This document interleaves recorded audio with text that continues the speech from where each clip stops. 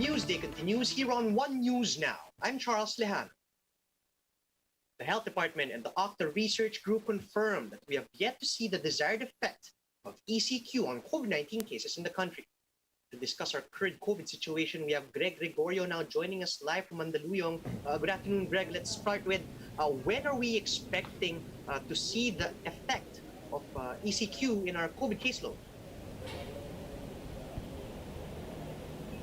Charles, according to the Department of Health and Octa Research Group, we are now seeing the slight effect of the enhanced community quarantine previously imposed over Metro Manila and other parts of the country, because our data show that we have seen a slight decrease in the growth rate of COVID-19 cases, meaning the increase in cases is slowing down, though the number of cases is still increasing as observed in the number of daily average cases. According to Dr. Alethea de Guzman of the DOH Epidemiology Bureau, the average daily new cases in the last 7 days is at around 15,000, which is even higher from the 12,000 daily average new cases during the week prior to that.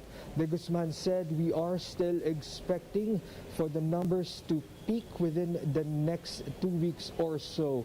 Thus, according to Octa Research, we may only see the full effect of the previously imposed enhanced community quarantine by the third or fourth week after the implementation of the previous ECQ. Charles? Greg, based on what we know today, which areas recorded the highest number of new cases? Charles, according to the DOH, the most number of cases are still coming from the NCR Plus areas, followed by the rest of Luzon, while we are seeing a slow increase in Visayas and increase in Mindanao, which is not as fast as in Luzon. But according to Octa Research Group, the areas with highest number of new cases based on the August 25 data are NCR, Cavite, Laguna, Cebu, Pampanga, Bulacan, Bukidnon, Davao del Sur, Iloilo, and Rizal. Charles? Right, so we did shift into a less stringent community quarantine status recently, Greg. Based on the current numbers and where we are right now, what are the latest projections of Octa Research? Charles, based on the latest projection of the Octa Research Group, we might see a total number of 2 million detected or confirmed COVID-19 cases by next week, as the number of new COVID-19 cases is increasing. And according to Professor Guido David, hospital occupancy rate will remain at a high level, probably during the entire month of September, and we might only see a decrease in the number of cases and easing out of our hospital occupancy by October. Charles? Greg, are there any areas in the country that have yet to record Delta?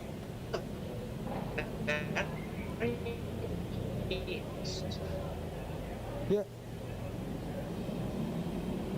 Yes, Charles, according to Dr. Alethea de Guzman, based on the latest biosurveillance, only the region of Bangsamoro Autonomous Region of Muslim Mindanao has not yet detected any local case of Delta, while other regions are detecting at least 2 variants of concern, which are either Alpha, Beta, or Delta. Charles? Greg, have authorities confirmed which among these variants of concern is currently the most dominant in the country? Charles, according to Dr. de Guzman, the Department of Health cannot say just yet which of these variants of the SARS-CoV-2 that are present in the country is predominant here in the Philippines, because as according to Dr. de Guzman, we are only what we used to do is only purposive sampling of samples to be subjected to whole genome sequencing from areas having increase in cases. Thus, the detection of variants of cases is kind of biased. bias to which could be prevalent or predominant in a certain area. But according to Dr. De Guzman, with more available reagents and the sequencing kits, they are now using representative sampling for them to include even those samples from areas without increase in cases, so that in the future the Department of Health or the government may be able to identify which of these variants is indeed predominant in the Philippines. Charles? Thanks for that, Greg. That was Greg Gregorio reporting live from Mandaluyong.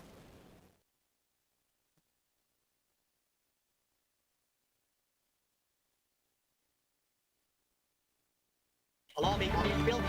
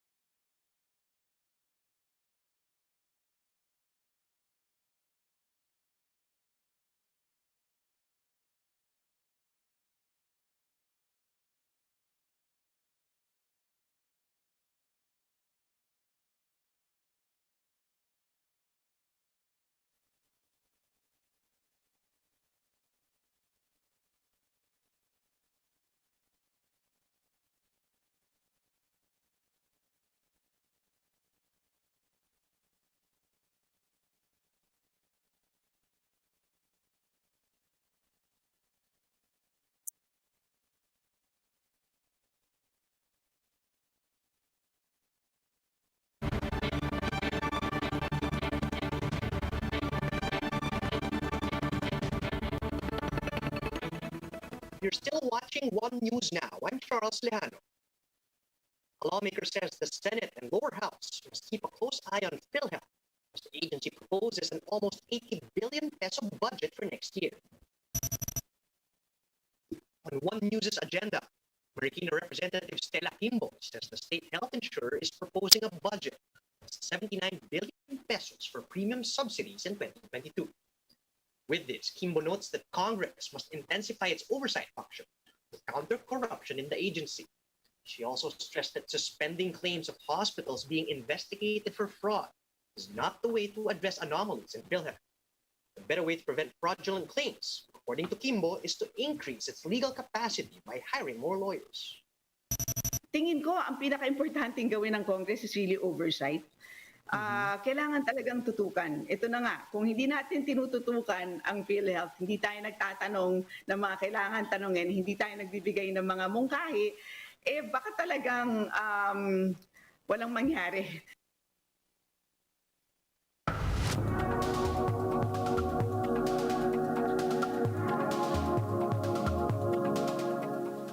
Beijing is threatening to retaliate against those questioning whether the virus behind the COVID-19 pandemic actually originated from their labs.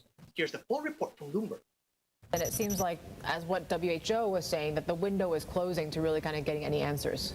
So it's the WHO's investigators who did that initial work. They were on the ground in Wuhan in January, and they laid out the different scenarios that they thought that could have led to the virus emerging. They got a lot of criticism because they didn't focus on the lab leak theory that has gained a lot of credence in the U.S. and elsewhere, and that's creating all of this political controversy. So now the U.S. is going to be putting out this intelligence report, which we understand doesn't really find a smoking gun. The WHO is saying they're going to revamp the way that they're doing it, and that original group is saying if you do that, any chance of us getting to the bottom of this using the samples that we found on the ground in Wuhan and that were there earlier is going to go away, so we need to act fast. Act fast to then do what? If this report that's coming out is likely going to be inconclusive, what will be the next steps, I guess, to get any sort of clarity on where this started? Right. Well, so the report that's coming out from the U.S. is an intelligence report. So that's intelligence people who are, on the ground looking for reports and information, that sort of thing. That's different than the scientific thing, and we're all learning pieces about the virus. For example, antibodies in your body wane over time. We know that now with the infection and with the vaccines. And of course, there are samples in China of people's blood that we could go back and look at and see if there's antibodies from, the summer, from September. But if those antibodies are waning, then they might be gone if we wait too long. So the scientists are saying we need to go after this with science, and the investigators are saying, the intelligence agencies are saying, we're not finding a smoking gun. So if there's anything there, it wasn't written down per the intelligence agencies. It's like we'll never find the origin, I feel like. Michelle, tell us about vaccine mandates. It seems to be picking up in the U.S. right now. What's the response been so far? Well, when the Food and Drug Administration approved the vaccines, formally approved them, not just this emergency clearance that happened originally, that opened the door to governments and companies requiring that people get vaccinated. We didn't see it earlier because it wasn't a full approval. So that's what we're seeing now. There is a wave of vaccination mandates coming from companies everywhere, from oil rigs in the Gulf to Disney. Everywhere that you're going to go, people are going to have to be getting vaccinated if you want to continue showing up for work. Some companies are going to make you pay for it if you don't, either in dollars or getting your own tests. Wow.